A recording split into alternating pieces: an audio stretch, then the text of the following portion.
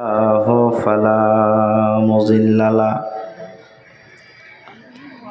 ومن يضلله فلا هادي له وأشهد أن لا إله إلا الله وحده لا شريك له وأشهد أن محمدا عبده ورسوله أما بعد فإن خير الحديث كتاب الله وخير الهدي هدي محمد صلى الله عليه وسلم وشر الأمور محدثاتها وكل محدثة بدعة وكل بدعة ضلالة وكل ضلالة في النار. أعوذ بالله من الشيطان الرجيم. بسم الله الرحمن الرحيم.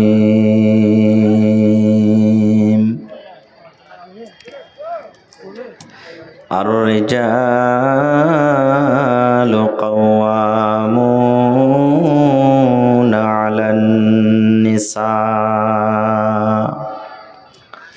وقال النبي صلى الله عليه وسلم الدنيا كلها متاع وخير متاع الدنيا المرأة الصالحة.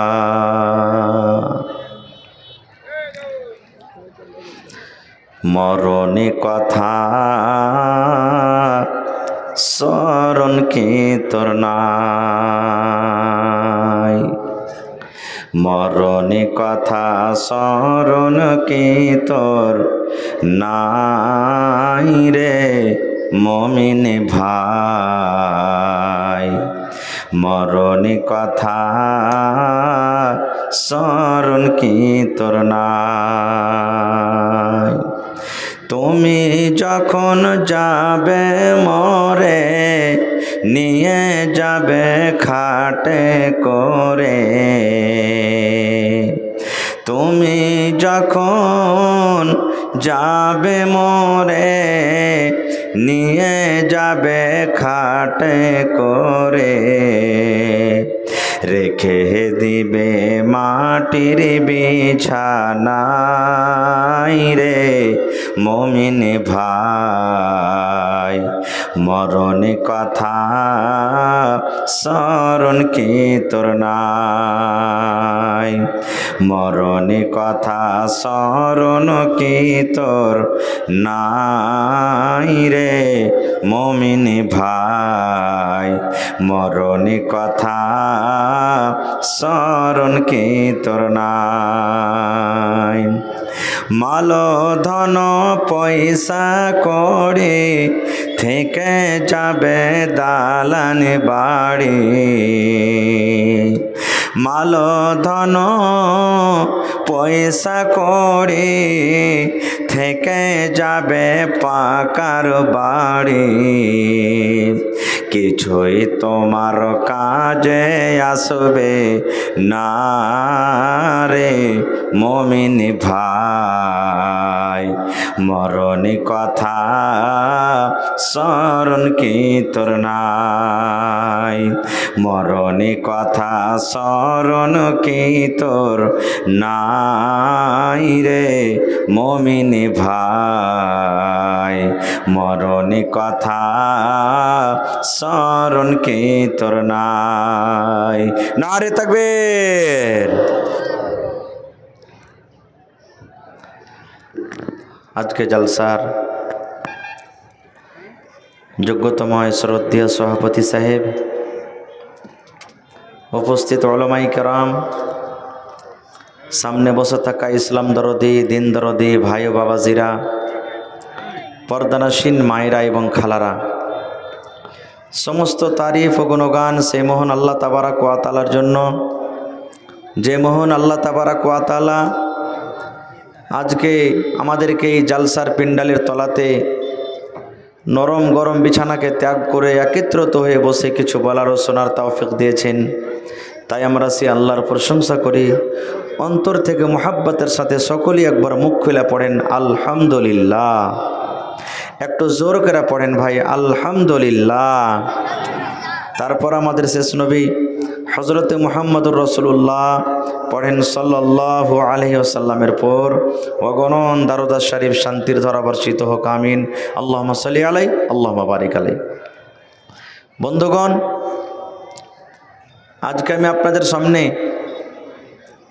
কোরআন মাজিদের একটি আয়াত তেলাওয়াত করেছি এবং আল্লাহর নবী মুহাম্মদ সাল্লাল্লাহু আলাইহি সাল্লামের একটা হাদিস পড়েছি।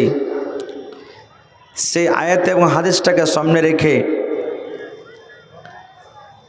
যে বিষয় নিয়ে আলোচনা করব সেটা হলো কোন মহিলাটা জান্নাতের ভিতরে যাবেন। মা খালাদেরকে এই পৃথিবীতে বেঁচে থাকা কালে কোন এমন আমল করতে হবে যে আমলটাতে খুশি হয়ে রাজি হয়ে কিয়ামতের দিন আল্লাহ তাবারাক ওয়া তাআলা তাদেরকে জান্নাত দিবেন। এ সম্পর্কে কয়েকটা কথা বলবো। আল্লাহর কাছে দোয়া করে রব্বুল আলামিন আমি যা কিছু বলবো যেন সহিহ হাদিস এবং কোরআন থেকে বলতে পারি এবং তার প্রতি ছোট বড় সকলেই যেন আমরা আমল করতে পারি, তার জন্য আল্লাহ আমাদেরকে তৌফিক দেন। পড়ুন আল্লাহুম্মা আমিন। ভাই মুসলমান, আজকে আমরা ছেলে মেয়ের বিবাহ দিই বা আমরা নিজে বিবাহ করে বউ করে স্ত্রী করে বাড়িতে নিয়ে আসি, কিন্তু আমরা এক অপরের হক এক অপরকে সাথে নিয়ে কিভাবে চলতে হবে আমরা কত লোক হয়তো জানি না। বিয়ে না বিয়ে আপনাদের এলাকাতে কেমন আছে জানি না, কিন্তু বেশিরভাগই শেরশাবাদীর মধ্যে এটাই দেখা যায়, যেমনই ছেলেটা এখনও 18 বছর হয়নি, 20 বছর 25 বছর হয়নি, এই 12 বছর 14 বছর 15 বছর 16 বছর বয়স, বা মেয়েদের 12 বছর 13 বছর 14 বছর 15 বছর বয়স, এবার তাদের কিন্তু রিশতা হয়ে যায়, বিয়ে হয়ে যায়। এরকম হয় না? হয় না? হানা বলেন, হয় কি হয় না? আর এটা হওয়ার কারণ কি জানেন? ছোট বয়সে, আমি এটা বলি না যে ছোট বয়সে বিয়ে দেওয়া হারাম বা চলবে না, এটা আমি বলি না। উলামায়ে কেরাম বসে আছেন, তাদেরকে জিজ্ঞাসা করবেন। আমার বলার উদ্দেশ্য হলো এই যে আপনি আপনার ছেলে এবং মেয়েদের বিবাহ তখনই দেন যখন আপনার ছেলেটা জানবে যে আমি একটা পরের বেটিকে বউ করে বাড়িতে নিয়ে আসবো, তাকে কিভাবে আমাকে সংসার কাটতে হবে, তার আমার প্রতি হক কি রয়েছে, কিভাবে তাকে আমি নিয়ে চলবো, এইটা জিনিস যেন জানতে পারে। এবং ওই মেয়েটাও যেন জানতে পারে যে আমি শ্বশুর বাড়িতে চলে যাব, আমার যে স্বামী হবে ওই স্বামীটার সাথে আমাকে কিভাবে জীবনটা কাটতে হবে, আমার যে স্বামী হবে স্বামীর সেবা যত্ন কতটুকু আমাকে করতে হবে, আমার ওপরে আমার স্বামীর কতটুকু হক রয়েছে, এই জিনিসটা যেন জানতে পারে। কিন্তু আফসোস, আমরা দুটা কারণে বেশিরভাগই ছোট বয়সে ছেলে মেয়ের বিবাহ দিই। দুটা কারণ কি জানেন? তার মধ্যে একটা মূল কারণ হলো কি, যে এই রোডের পাশে জমিন বিক্রি হয়েছে, দেখছি এই জমিনটা না ধরলে পারে কাজ হবে না, 5 লক্ষ টাকা কোনো রকম এদিক ওদিক ছাগল গরু ভৈঁস বিক্রি করা হবে, এবার 2 লক্ষ টাকা ঘটছে। তখন স্বামী স্ত্রীতে বুঝ বিচার করে বলছে যে এক কাম কর না, আবদুল্লার বিয়ে দিয়ে দে, 3 লাখ টাকা পাবো, 2 লাখ টাকা কমছে, 1 লাখ টাকা বিয়েতে খরচ হবে, 2 লাখ টাকা জমিনে কাজে চলে আসবে। করে কি করি না ভাই? আপনারা দেখে মনে হয় না এগুলো লেওয়া দেওয়া নাকি আছে? হ্যাঁ, এগুলো আছে। তাহলে ভাই বেশিরভাগই আমরা মুসলমান এটাই করি। আর একটা জিনিস কি করি জানেন? সুবহানাল্লাহ, ফতোয়া দিতে আসিনি ভাই, কিন্তু যেটা শরীয়তের কথা সেটা আমি বলছি, যে আমরা মুসলমান যখন আমাদের ছেলে মেয়ের বিবাহ হয়, গার্জিয়ান আমরা কি ভুল করি? এই বিবাহর সময়তে ধরেন যে 2 লক্ষ টাকা মেয়ের বাবাকে লাগবে, এবার কথাতে কথাতে মোহর কতটি লাগবে না তো 10,000, এবার ওই 10,000 টাকা নিজের পকেট থেকে ছেলেটা দেয় না ওই 2 লক্ষর ভিতর থেকে মাইনাস প্লাস করে দেয়? বলেন একটু হানা বলেন। জি, 2 লক্ষ টাকার ভিতর থেকে দেয়। ওলামায়ে কেরাম স্টেজে বসে আছেন, জিজ্ঞাসা করবেন এ টাকাটার কি মোহর হলো রে ভাই? মোহর হলো এটা টাকার? সুবহানাল্লাহ। হায় আল্লাহ, আমরা কোথায় চলে গেছি ভাই?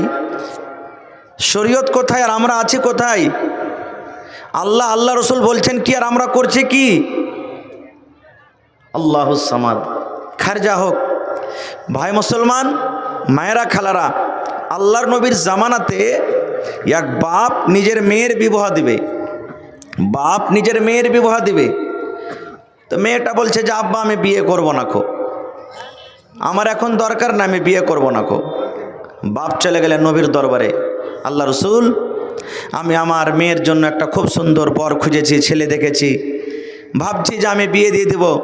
তা আমার মেয়ে ইনকার করছে যে না আমি এখনও বিয়ে করব না খো, পারলে একটু বুঝান তাকে। তা আল্লাহ রসুল বললেন যে তোমার মেয়েকে এনেছো? তো বলছেন না। বলছে যা তোমার মেয়েকে নিয়ে এসো। পরের দিন মেয়েকে সাথে করে নিয়ে চলে গেলেন। নবীজি সেই মেয়েকে বলছে যায় এরে আল্লাহর বান্দি, তোমার আব্বা নাকি তোমার বিয়ে ঠিক করেছে, বিয়ে দিবে, আর তুমি ইনকার করছো, কারণটা কি একটু বলবে না? এই আমার মায়েরা খালারা ভাইরা শোনেন, যারা মা আছেন তারাকে খাস করে আমি বলি। এবার সে আল্লাহওয়ালি মেয়ে নবীকে কি বলছেন জানেন? আল্লাহর নবী গো, আমার আব্বা জান আমার জন্য সুন্দর হয়তো একটা ছেলে দেখেছেন, আমার বিয়ে হয়ে যাবে, শ্বশুরের বাড়িতে আমি চলে যাব, কিন্তু নবী গো একটা জিনিস আমার দরকার আছে, আমাকে একটা জিনিস জানতে হবে। সেটা হলো কি? সে মেয়ে বলছেন নবী গো ধরেন আমার বিয়ে হয়ে গেল, আমি শ্বশুরের বাড়িতে চলে গেলাম, যে আমার স্বামী হলো, আমি যার স্ত্রী হব, ওই স্বামীর আমার পড়তে কতটুক হক রয়েছে গো নবীজি, আমাকে তার কতটুক কথা মেনে চলতে হবে, তার কতটুক হুকুম মেনে চলতে হবে, আমাকে আমার স্বামীর আমার ওপরে আমার স্বামীর কতটুক হক রয়েছে একটু দয়া করে বলেন। নবীজি একটা জিনিস আপনাকে আমি জিজ্ঞাসা করি, আমার যেটা স্বামী হবে আমার ওপরে কতটুক হক রয়েছে, কতটুক কথা থেকে মেনে চলতে হবে একটু বলেন তো। এ আমার মায়েরা খালারা শোনেন, আল্লাহর নবী বললেন মহিলা তোমার ওপরে তোমার স্বামীর অতটুক হক রয়েছে, তোমার স্বামীর অতটুক হক রয়েছে, অতটুক কথা তোমার স্বামীর তোমাকে মেনে চলতে হবে। যদি তোমার স্বামীর শরীরে ফোট হয়ে যায়, তোমার স্বামীর শরীরে যদি ঘা হয়ে যায়, ঘাটা পেকে গেছে, ফোটটা পেকে গেছে, রক্ত বইছে, খুন বইছে, এই মতো অবস্থাতে তোমার স্বামী যদি তোমাকে বলে এ হালেমার মা, এ জায়েদার মা, এ খালেদার মা, হাফসার মা, এরে আমার বেবি শুনে নাও, এই আমার শরীরে ফোট হয়েছে, বেবিরে ঘা হয়েছে, এই যে দেখো আমার শরীর দিয়ে রক্ত বইছে, আমার শরীর দিয়ে খুন বইছে, তুমি একটু সাফ করে দাও রে বেবি, তুমি একটু পরিষ্কার করে দাও। কি দিয়ে আমার রক্ত সাফ করতে হবে, কি দিয়ে আমার ফোটটাকে সাফ করতে হবে? আল্লাহর নবী বলেছেন মহিলা যদি তোমার স্বামী তোমাকে বলে বিবিরি আল্লাহ রাব্বুল আলামিন এই যে পৃথিবীতে তোমাকে জিহ্বা দিয়েছি, জিহ্বা দিয়ে তোমাকে সাফ করতে হবে, জিহ্বা দিয়ে চেটে চেটে তোমাকে সাফ করতে হবে। আল্লাহ রাসূল বলেছেন মহিলা রে তুমি ইনকার করতে পাবে না, ইনকার করতে পাবে না, তোমাকে জিহ্বা দিয়ে চেটে চেটে তোমাকে সাফ করতে হবে। নারে তাকবীর। এতটুক তোমার স্বামীর ওপরে তোমার হক। তুমি যদি বলো স্বামী গো আমি পানি দিয়ে সাফ করে দেবো গো স্বামী, স্বামী গো আমি কাপড় দিয়ে সাফ করে দেব, স্বামী গো আমি তুলা দিয়ে সাফ করে দেব, আল্লাহ রাসূল বলেছেন মহিলারে তোমার স্বামীর তোমার ওপরে অতটুক হক রয়েছে। যদি তোমার স্বামী তোমাকে বলে তুমি জিহ্বা দিয়ে চেটে চেটে চেটে চেটে তুমি রক্তকে সাফ করে দাও, তুমি ইনকার করতে করতে পাবে না, পাবে না। তোমাকে জিহ্বা দিয়ে চেটে চেটে তোমাকে সাফ করতে হবে। শুধু তা নয় গে মা, আল্লাহর নবী সাল্লাল্লাহু আলাইহি সাল্লাম পুরুষদের মান সম্মান কতটুকু বাড়িয়ে দিয়েছেন গে মা। আল্লাহর নবী বলেছেন, মহিলারে তোমার স্বামী হাল বাইতে গেছে চাষ করতে, মাঠে চলে গেছেন কাজ করতে, স্কুল চলে গেছেন, মাদ্রাসা চলে গেছেন, বাজারে চলে গেছেন। এবার যখন তোমার স্বামী বাড়িতে ঢুকবে আর ঢোকার সময়তে দেখছে তুমি কিন্তু রুটি তৈরি করছো, তোমার রুটি তৈরি হচ্ছে, তুমি খোলাতে তাইতে রুটি দিয়েছো, একটা হাতে তোমার আছে। এবার ওই মতো সময়তে রসুল বলেছেন, মহিলা তোমার স্বামী যদি তোমাকে বলে, আব্দুল্লাহর মা আমাকে এক গ্লাস পানি দাও, আব্দুল্লাহর মা আমাকে এক গ্লাস পানি দাও, আমাকে ক্ষুধা লেগে যায় তাড়াতাড়ি করে রেখে দাও, কিংবা ফাতেমার মা ঘরের দিকে তুমি চলো, আমার পাঞ্জরে তুমি একটু এসে বসো, আমার দরকার রয়েছে। আল্লাহ রসুল বলেছেন, মহিলা তুমি ইনকার করতে পাবে না, ইনকার করতে পাবে না। যেমনই তোমার স্বামী তোমাকে ডাক দিয়েছে তাড়াতাড়ি করে তোমার স্বামীর কথাতে তুমি লাব্বাইক বলো, এই কথা তোমাকে বলতে হবে না। স্বামী গো 2 মিনিট দাঁড়ান, স্বামী গো 5 মিনিট দাঁড়ান, স্বামী গো 10 মিনিট দাঁড়ান, এই যে আমার রুটিটা হয়ে গেছে, রুটি আমি উঠিয়ে নিই, তারপরে আপনার কাছে আমি আসছি। আল্লাহ রসুল বলেছেন, মহিলা তোমার রুটি জ্বলে যায়, পুড়ে যায়, ছাই হয়ে যায়, তুমি রুটি ছেড়ে দিয়ে তাড়াতাড়ি করে তোমার স্বামীর কাছে চলে যাও। কিন্তু সুবহানাল্লাহ, এখন মা খালাদের অবস্থা, কত আল্লাহওয়ালি মহিলা আছেন স্বামীর একটা ইশারাতে লাব্বাইক বলবেন, কিন্তু কত মা খালা এমনও আছেন যদি কোনো কাজ কাম করেন আর স্বামী যদি কোনো কাজের আদেশ করেন কি বলবেন জানেন? আল্লাহুস সামাদ। তোমার কপালে চকটক নাই নাকি? তুমি দেখতে পাও না যে আমি একটা কাজ করছি? তুমি পানিটা একটু টিপে খাইতে পারবে না? এই রুটি তৈরি করছি, রুটিটা তুমি লিয়ে খাইতে পারবে না? কত লাটের বেটা লাঠিয়েছো, একটু কাজ করে আসছো তো খুব বড় মানুষ হয়ে গেলে নাকি? আমি যে সারাদিন বাড়িতে কাজ করছি তা আমাকে তুমি দেখতে পাও না?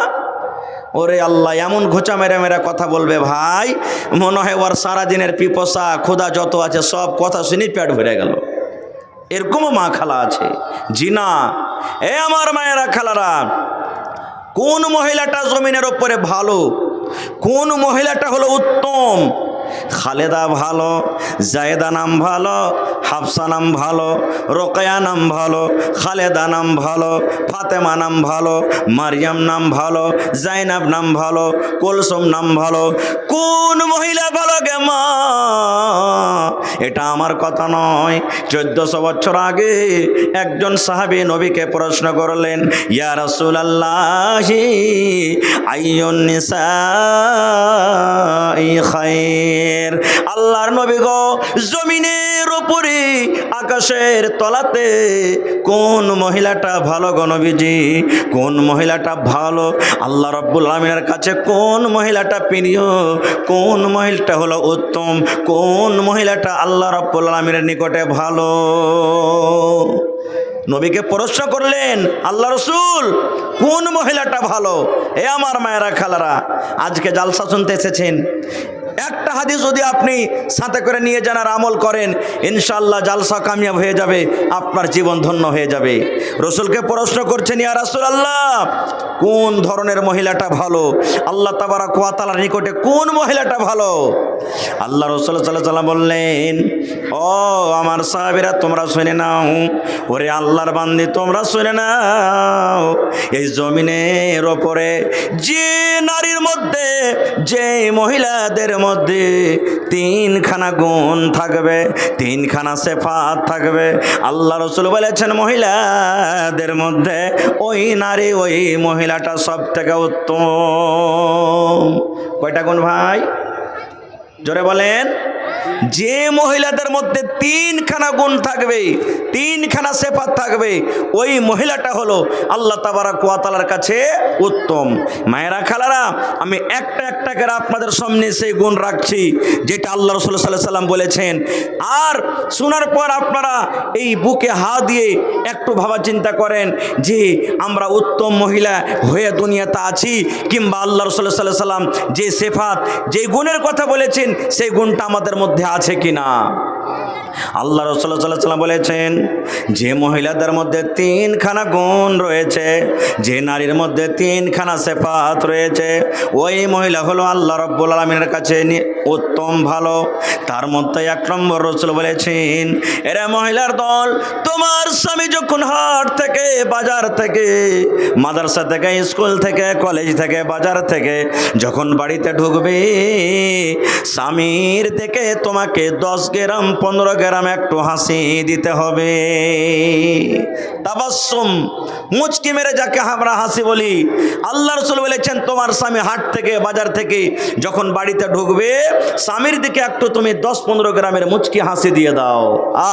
এতে কি হবে? স্বামীর দিকে যদি আপনি একটু হাসি দিয়ে দিলেন, আপনার স্বামীর সারাদিন কামকাজ করে যা খাস্তানা কলন্ত হয়েছে সব দূর হয়ে যাবে। কিন্তু হ্যাঁ, আপনারাও বলবো ভাই, আপনারা যখন বাড়িতে ঢুকবেন, আপনার মনে যতই ব্যথা থাক, বাড়িতে যখন আপনি ঢুকবেন, আপনাকে একটু মুখটা হাসি নিয়ে যেতে হবে।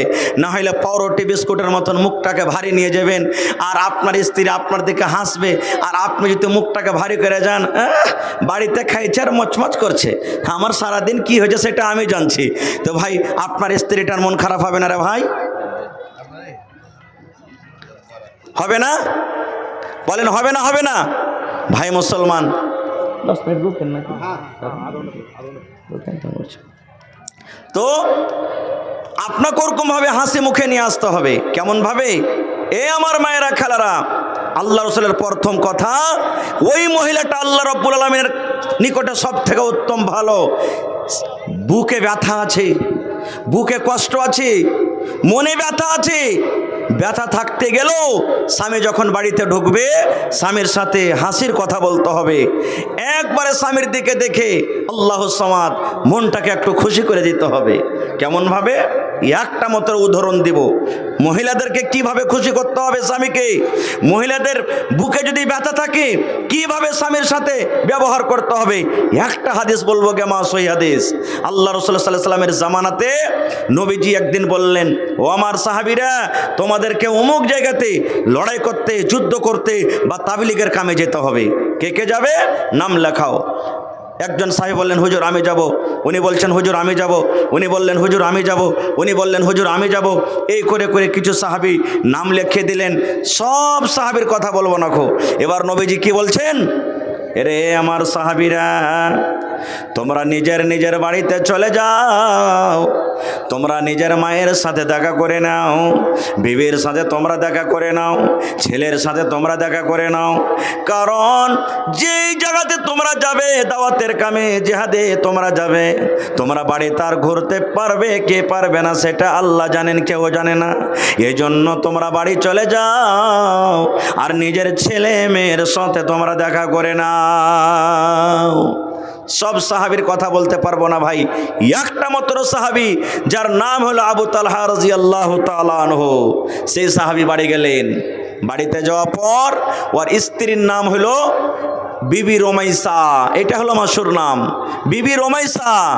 এবার আবু তালহার কিন্তু একটা বাচ্চা ছিল, উমাইর নাম তার।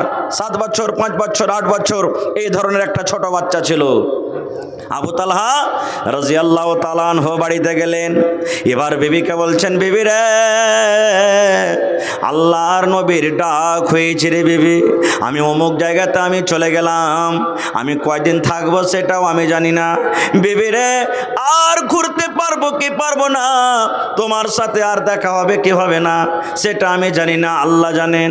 তবে বিবি রে, তোমার সাথে যে আমি এতদিন চলাফেরা করলাম, তোমার সাথে এতদিন আমি সময়টা কাটালাম, যদি আমার দ্বারা থেকে কোনো ভুল হয়ে থাকে, ও আমার বিবি রোমাইসা শুনে নাও, তোমার সাথে আমি এতদিন থাকলাম, আমার দ্বারাতে যদি তোমাকে কোনো কষ্ট হয়ে থাকে, ব্যথা হয়ে থাকে, দয়া করে তুমি আমাকে স্বামী হিসাবে মাফ করে দাও। এই কথাবার্তা হওয়ার পর এবারে আবু তালহা রাদিয়াল্লাহু তাআলা আনহু বিবিকে বলছেন, বিবি আমার কলেজার টুকরা উমাইর কই? আপনি দিল্লি, পাটনা, পাঞ্জাব, আদিয়ানা চলে যাবেন, আপনার ছেলেটাকে আপনি আদর করে যাবেন না ভাই? বলেন আদর করবেন না, করবেন না? একটুখানি তাকে কোলে নিয়ে সাথে সাথে সাথে 10 কদম, 20 কদম, 50 কদম হেঁটেও যাবেন। তা আবু তালহা রাদিয়াল্লাহু তাআলা আনহু বিবিকে বলছেন, বিবি কই আমার কলেজার টুকরা উমাইর কই? ওরে সুবহানাল্লাহ। এবারে বিবি রুমাইসা বলছেন, স্বামী গো, আপনার কলেজার টুকরা উমাইর, এই দেখেন এত তাকে জ্বর হয়েছে। ওরে সুবহানাল্লাহ, গরমটা তার এত, শরীরটা এত গরম হয়েছে, তাকে জ্বর হয়েছে, তাকে বুখার হয়েছে, কিংবা ছেলেটা অসুখ হয়ে গেছে। স্বামী গো, এই দেখেন আপনার ছেলেটা বেমারি অবস্থাতে আছে। আজকে আমাদের অবস্থা, এই যে জালসা, কত ভাই জালসা ভালো মনে শুনতে আসেন না, কত ভাই বাজারে ঘুরছেন, বা আমরা দিনের কোনো কাজ যদি লাগে আমরা বাহানা করি যে যাইতে পারবো না মৌলভী সাহেব এখন, কারণ আমার অমুক অমুক কাজ আছে, বা আমার ছেলে পারে না, আমার স্ত্রী পারে না, এই ধরনের আমরা বাহানা করব। কিন্তু সুবহানাল্লাহ, হযরত আবু তালহা রাদিয়াল্লাহু তাআলা আনহু এবার বিবিকে বলছেন, বিবি রে, আমাকে যেতে হবে রে বিবি, বাড়িতে আমি থাকবো না, আল্লাহর নবীর সাথে ওয়াদা করেছি আমাকে জিহাদে কিংবা তাবলীগের কামে যেতে হবে। আল্লাহ রাব্বুল আলামিন আমার ছেলেকে অসুখ দিয়েছেন, আমার ছেলে রোগী অবস্থাতে আছে, আল্লাহ রাব্বুল আলামিনের কাছে দোয়া করে আল্লাহ যেন আমার ছেলেকে শিফায়ে কামিলা আতা করেন। এই বলে হযরত আবু তালহা রাদিয়াল্লাহু তাআলা আনহু বিদেশে চলে গেলেন। কতদিন থাকলেন আল্লাহ জানে, 5 দিন থাকলেন, 10 দিন থাকলেন, মাস থাকলেন, 2 মাস থাকলেন, কতদিন থাকলেন আল্লাহ জানে, এটা হাদিসে কিন্তু বলা হয়নি। এবারে আবু তালহা রাদিয়াল্লাহু তাআলা আনহু যখন বাড়িতে আসবেন, এবারে বিবিকে বলছেন, বিবি রে, বিবিকে চিঠি লিখছেন, বলছেন, বিবি রে, আমি তোমার স্বামী আবু তালহা বলি, বিবি রে, আমি অমুক দিন, মানে ধরেন আগামী মাসের 5 তারিখে আমি বাড়িতে ঢুকবো, এই ধরনের একটু খবর দিয়ে দিলেন। আল্লাহুস সামাদ। এখানে আর একটা কথা বলি, আপনি দিল্লি চলে যাবেন, আপনি বোম্বে চলে গেছেন, আপনি কলকাতা চলে গেছেন, আপনি কাতার, দুবাই, সৌদিয়া চলে গেছেন, বাড়িতে যখন আপনি আসবেন, আল্লাহ রাসূল বলেছেন, পুরুষ রে, তোমার বাড়িতে আসার আগে আগে তোমার স্ত্রীকে ফোন করে তুমি জানিয়ে দাও, হালেমার মা আমি বাড়িতে আসছি, জায়েদার মা অমুক দিন বাড়িতে আসছি, ফাতেমার মা আমি অমুক দিন বাড়িতে আসছি।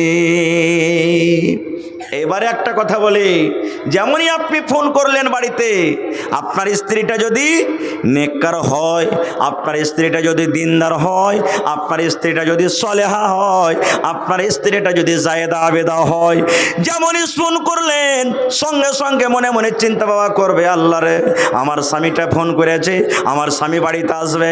এবার যদি আপনার স্ত্রী নেককার হয়, তাইলে ওই মাকে, ওই বোনকে বলবো, মা রে, কি করতে হবে আপনাকে, আল্লাহ রাসূল সাল্লাল্লাহু আলাইহি ওয়াসাল্লাম যেইভাবে আপনাকে চলতে বলেছেন সেইভাবে আপনাকে চলতে হবে। কিভাবে আপনাকে চলতে হবে? যেমনই আপনার স্বামী আপনাকে ফোন করেছেন, বিবি রে, অমুক মাসের আমি 5 তারিখ আমি বাড়িতে আসবো রে বিবি, অমুক মাসের 3 তারিখ আমি বাড়িতে আসবো। এবার আপনাকে যখন আপনার স্বামী বাড়িতে ঢুকবে তারই একদিন আগে আপনাকে যত আপনার বাড়ির কাজ আছে সমস্ত কাজ কামকে সেটে নিতে হবে।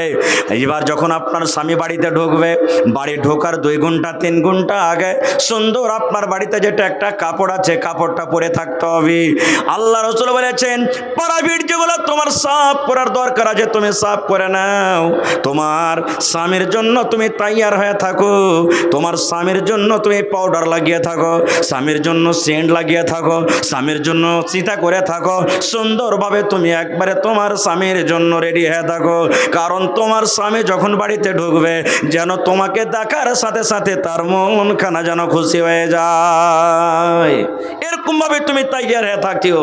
কিন্তু ওই জায়গাতে যেদিন স্বামী বাড়িতে ঢুকছে সেদিন কাজ করছে, গোবর তুলছে, বাড়ি ঘর ঝাড় দিচ্ছে, ওই দিন আরও অন্য অন্য কোনো কাজ করছে। এবার বাড়িতে যখন ঢুকবে তখন স্বামীর মন খারাপ হবে না, হবে না?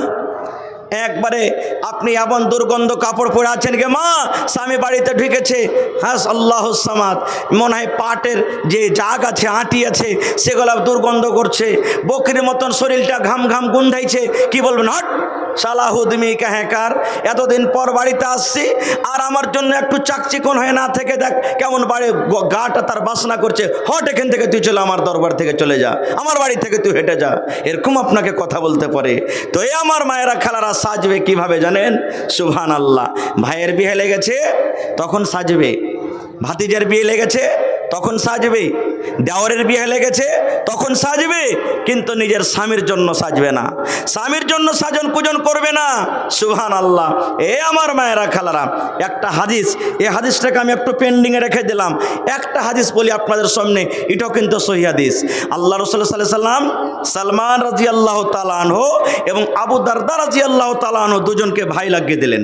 এই হাদিসটাকে আমি রাখলাম এখানে, ভাই লাগিয়ে দিলেন। কাকে? সালমান রাদিয়াল্লাহু তাআলা আনহু আর আবু দারদা রাদিয়াল্লাহু তাআলা আনহু দুজনকে ভাই লাগিয়ে দিলেন। এবার সালমান রাদিয়াল্লাহু তাআলা আনহু ভাই আবু দারদার বাড়ি বেড়াইতে গেলেন। আমরা ভাইয়ের বাড়ি বেড়াইতে যাই না? যাই কি যাই না? তো ভাইয়ের বাড়ি বেড়াইতে গেলেন।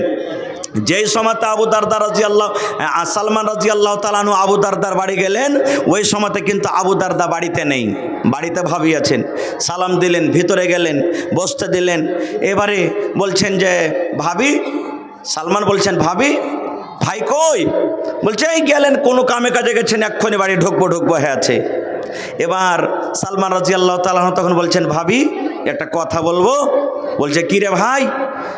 বলছে এই তোমার মাথার চুলগালা দেখছি একবারে ঝাঁকড়া মাকড়া হয়ে আছে, চুলগালাতে তুমি চিরনি করনি, সিথা করনি, তেল লাগনি, এই পুরাতন কাপড় পিন্ধা আছো।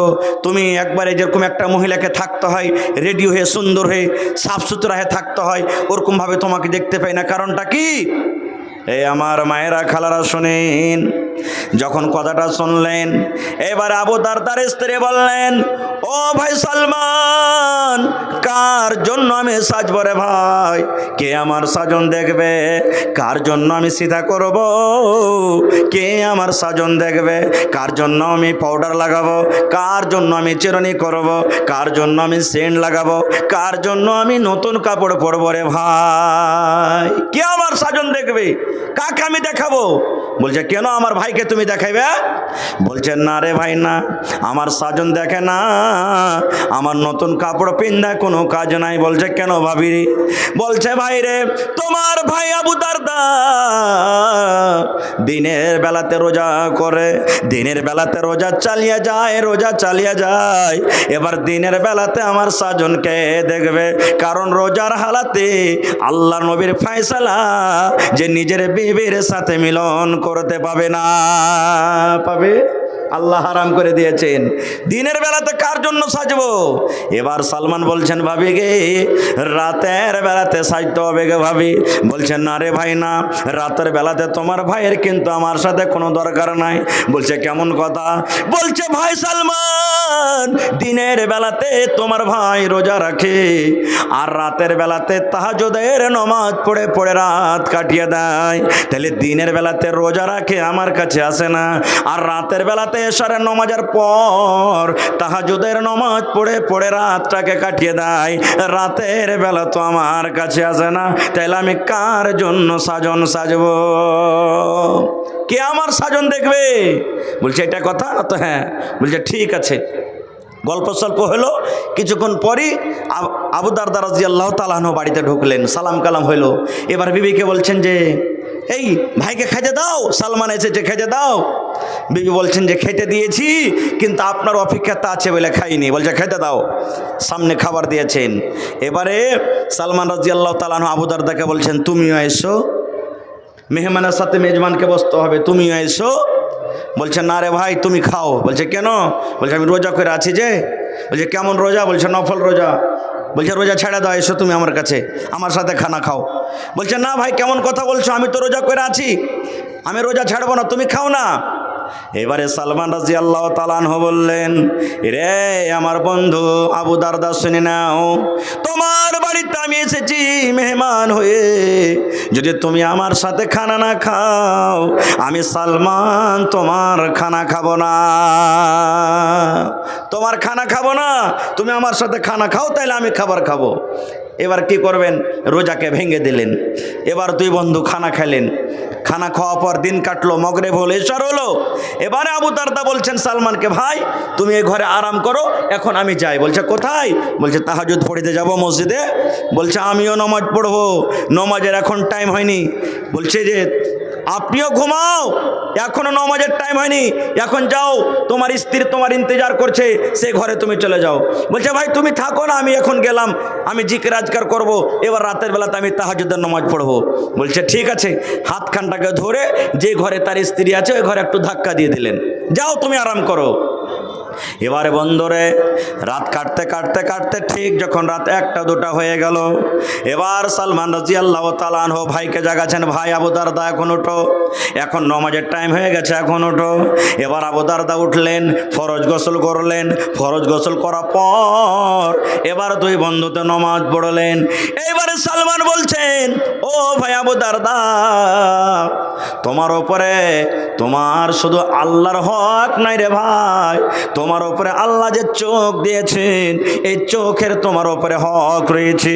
আল্লাহ যে তোমাকে স্ত্রী দান করেছেন, এই যে স্ত্রী হলো একটা নিয়ামত, তোমার বাড়িতে তোমার স্ত্রী আছে, এই স্ত্রীর তার তোমার উপরে হক রয়েছে।